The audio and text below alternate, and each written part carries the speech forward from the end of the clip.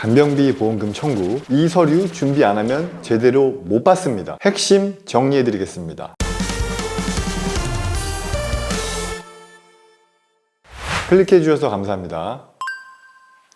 보험 강사입니다. 간병비 보험 가입하시고 보험금 청구해 보신 적 있으실까요? 정말 청구하기 힘들고 실제로 지급도 힘들다고 합니다. 꼭 필요한 서류를 놓치셔서 그런 일도 발생한다고 합니다. 제대로 보험에 가입하시고 보험금 청구를 하신다면 절차는 이렇게 되겠죠. 첫 번째, 병원에 입원을 하십니다. 그리고 두 번째, 간병인을 고용하시겠죠. 그리고 세 번째, 간병인에게 그동안의 일장을 지급하겠죠. 계약자 여러분들이 지급하는 겁니다. 그리고 네 번째, 보험회사에 보험금 청구를 해서 보험회사로부터 정해진 금액을 받겠죠. 이렇게 깔끔하게 이루어지면 좋지만 생각보다 절차도 복잡하고 분쟁도 있다고 합니다. 그래서 약관도 잘 체크하셔야 되고 보험금 청구 시 필요한 게 또 어떤 게 중요한지 잘 아셔야겠죠. 필수 사항입니다. 그래서 오늘 영상에서는 첫 번째, 손해보험사 7개 회사의 간병비 약관 어떠한 차이점이 있는지 과거와 조금 달라졌습니다. 변화 내용도 살펴보시고, 두 번째는 한 장에 요약을 해서 약관의 핵심 사항 말씀드리고, 세 번째는 간병비 보험에 꼭 필요한 필수 서류가 어떤 것인지 체크해 드리도록 하겠습니다. 끝까지 보시면 약관상 어디 회사가 좋고 어떠한 청구 서류가 필요한지 잘 아실 수 있을 겁니다. 바로 시작하겠습니다. 첫 번째입니다. 간병비 보험 약관, 현 시점에서 어떻게 되어 있는지 체크를 해 보겠습니다. 간병비 약관이 잘 되어 있어야 보상을 잘 받는 건 어찌 보면 당연한 일이겠죠. 그래서 약관을 보실 때 중요한 부분이 어떤 부분인가 말씀을 드리겠습니다. 첫 번째로 보셔야 될 부분은 보험금 지급 사유, 어떨 때 보험금을 지급하는지 명시가 되어 있고, 두 번째로 보셔야 될 부분은 내가 가입한 금액의 100%를 받으려면 어떠한 조건을 충족하셔야 되는지 100% 지급 조건을 보셔야 되고, 세 번째로는 간병인의 정의, 그리고 보험금 청구 서류. 그런데 이 부분은 거의 비슷하기 때문에 대략적으로 한번 빠르게 짚고 넘어가겠습니다. 가나다라 마바사 7개 회사 약관 먼저 보시겠습니다. 가 회사입니다. 입원 치료만 하면 지급된다는 문구, 이러한 문구가 지급 사유에 있고, 그리고 100% 지급 조건은 1일에 8시간 이상 간병을 써야 100% 지급된다. 이 부분이 조금 변경된 점입니다. 그리고 보험금 청구 서류는 대부분 동일합니다. 이번엔 나 회사입니다. 나 회사는 입원 치료, 그리고 1일에 8시간이 아니라 7만 원 이상 썼을 때 100%를 지급한다고 합니다. 나머지 부분은 특이사항은 없습니다. 그리고 다 회사입니다. 다 회사부터는 질병 치료의 목적으로 입원해야 한다는 문구가 있습니다. 가나 회사와 조금 차이가 있죠. 그리고 마찬가지로 7만 원 이상 지출 시 100% 지급. 그리고 이번엔 라 회사입니다. 라 회사도 마찬가지로 질병 치료의 목적과 7만 원 이상 금액을 지출했을 때 100% 지급. 그리고 마 회사입니다. 마 회사의 경우는 질병 치료 목적으로 입원과 8만 원 이상 썼을 때 100% 지급. 거의 대부분 크게 차이가 나진 않습니다. 그리고 바 회사입니다. 바 회사의 경우는 특이사항이 있습니다. 질병 상해로 업무 능력에 지장이 있어야 지급한다는 문구가 있는 특이한 케이스입니다. 그리고 나머지는 거의 대동소이하게 7만 원 이상 지출했을 때 100% 지급한다는 조건이 있습니다. 마지막 사 회사의 경우도 질병 치료의 목적이 있어야 되고, 특이사항은 가족은 간병인의 정의에서 제외된다는 문구가 명백하게 적혀 있습니다. 가족으로 간병인을 고용하시고 보험금 지급하시면 당연히 안 되겠죠. 사 회사의 경우만 특이사항으로 이렇게 되어 있습니다. 여기까지 약관을 보셨고, 두 번째로 한번 한눈에 요약을 해 드리겠습니다. 아무래도 가나 회사가 질병 치료에 직접적인 목적이 없다는 문구에서는 장점이 있고, 나 회사의 경우는 8시간 조건이 아니라 7만 원 이상 조건이기 때문에 조금 더 나은 걸 보실 수가 있습니다. 그리고 보험금 청구 서류는 대부분 2025년부터 약관에 문구가 추가가 되어서 거의 큰 차이는 없고, 사 회사를 제외하면 가족을 간병인에서 예외로 두진 않는다, 이러한 점을 보실 수가 있습니다. 그럼 마지막 세 번째,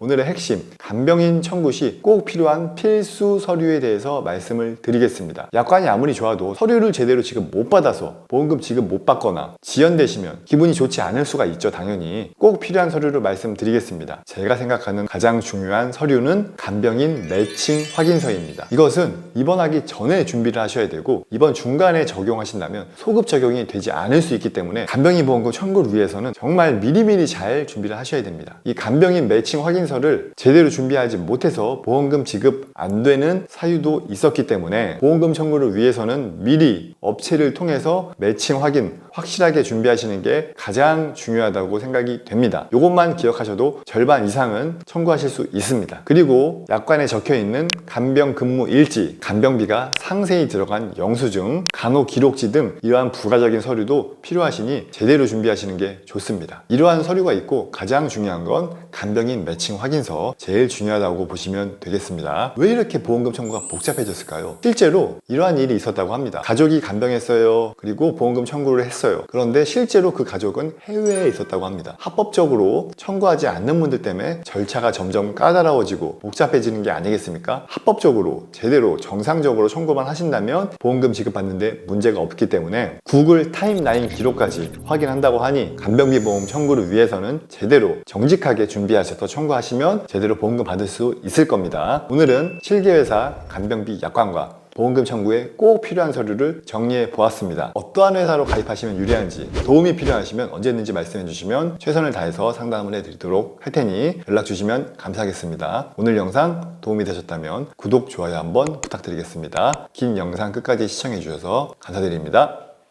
보험 광고는 광고 심의 기준을 준수하였으며 유효기간은 심의일로부터 1년입니다.